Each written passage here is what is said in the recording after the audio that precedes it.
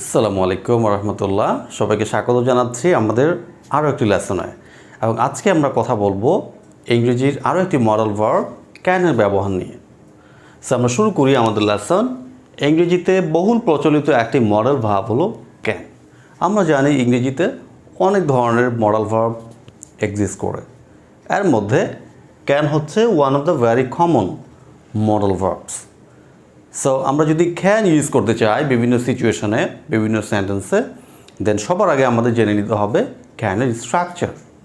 So আমরা যদি স্ট্রাকচারটা জানি, অবশ্যই আমরা ক্যানকে বিভিন্ন সিচুয়েশনে, বিভিন্ন সেন্টেন্সে খুব সহজেই ব্যবহার করতে পারবো। সো চলুন দেখে নিই আমরা স্ট্রাকচারটি। প্রথমেই আসবে সাবজেক্ট, এরপরেই আমরা বসাবো ক্যান। ক্যানের পর সবসময় হবে ভার্বের প্রেজেন্ট ফর্ম, অ্যান্ড সবার শেষে যেটা হবে সেটা হবে এক্সটেনশন।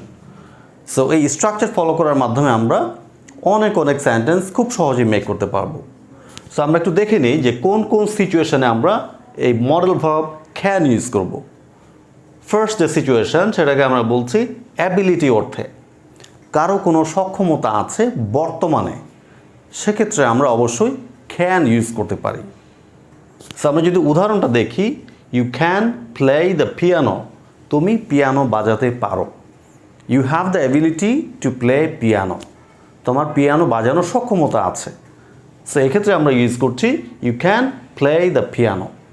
এবং কোন স্ট্রাকচারটা আমরা ফলো করছি? সাবজেক্ট প্লাস ক্যান প্লাস ভার্বের present form and extension. Number 2 situation, probability অর্থেও কিন্তু আমরা মডেল ভার্ব ক্যান ব্যবহার করতে পারি।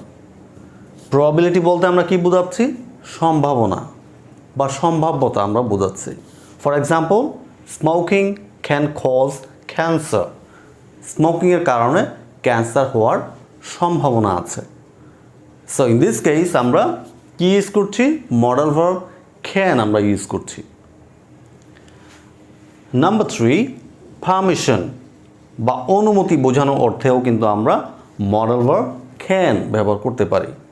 সো আমরা যদি উদাহরণটা খেয়াল করি তাহলে আমরা বুঝতে পারবো। Can I cook for you, আমি কি তোমার জন্য রান্না করতে পারি? সো এখানে আমরা কি মিন করছি?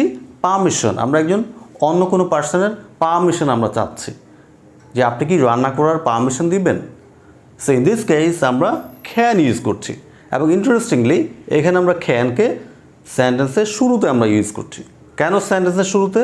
কারণ এটা একটা ইন্টারোগেটিভ সেন্টেন্স, প্রশ্ন করা বোঝানো হচ্ছে এখানে।